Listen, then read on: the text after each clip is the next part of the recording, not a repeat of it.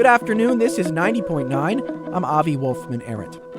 And yesterday, I was in West Philadelphia, on a street lined with typical West Philly twin row homes.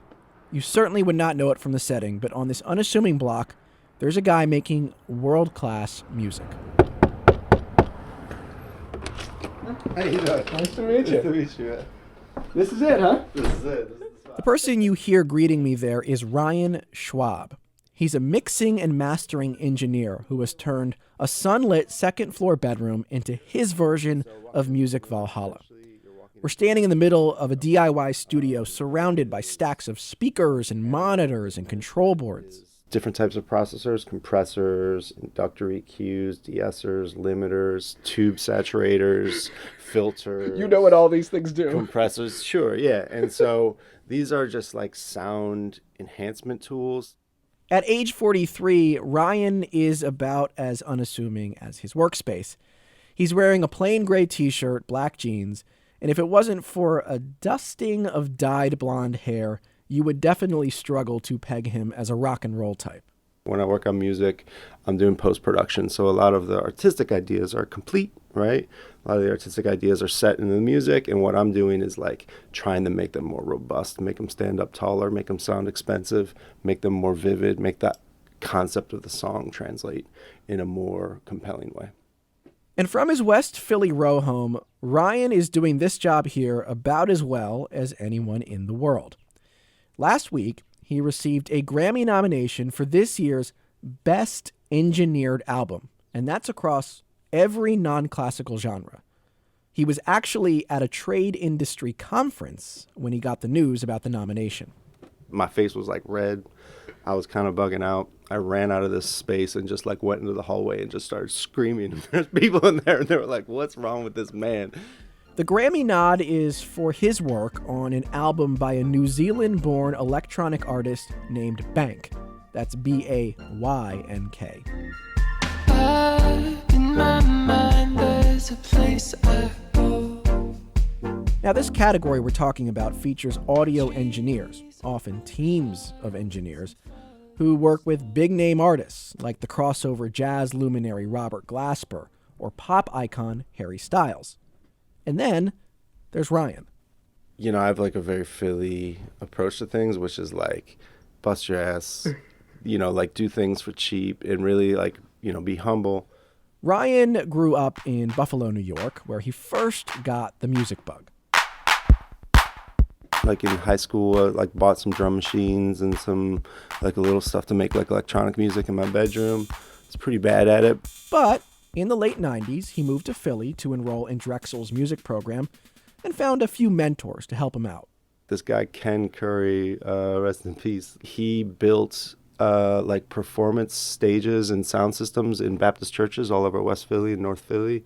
And so I worked with him for a couple of years, just like building little studios in churches all over Philly. And that's where I learned how to like wire and design and like set up sound systems essentially and install them in spaces.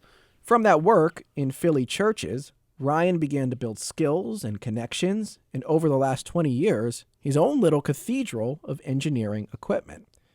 He started working mostly with local artists.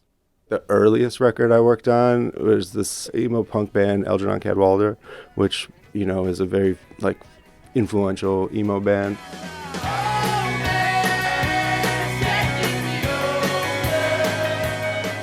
That was like probably one of the first records I've ever done, like 2006 or something like that.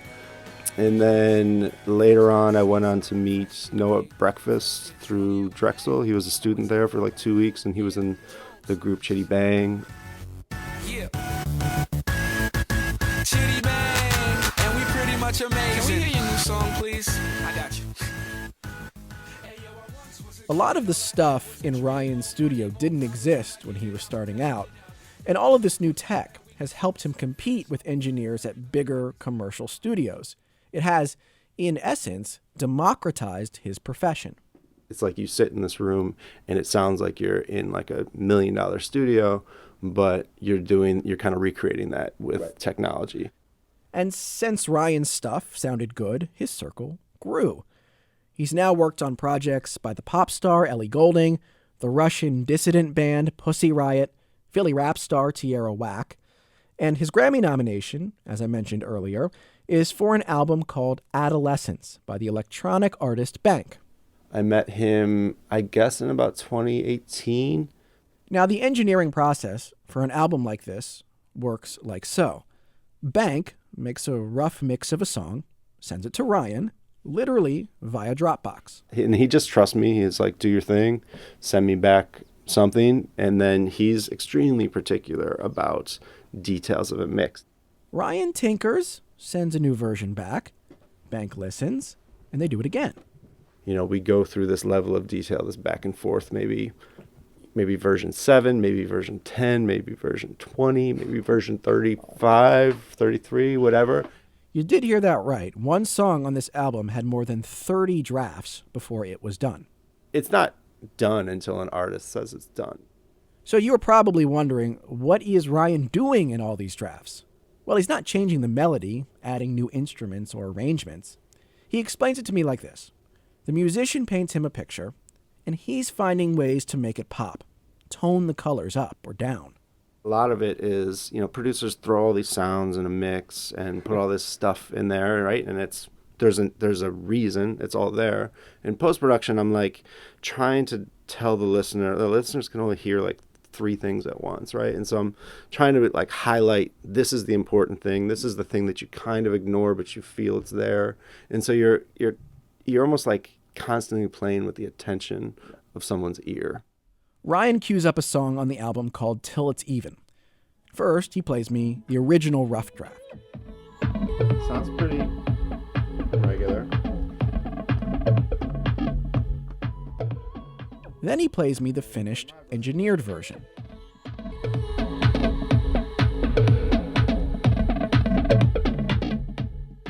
Between these 2 takes, Ryan hasn't touched the volume knob, but the second version somehow does sound louder and clearer.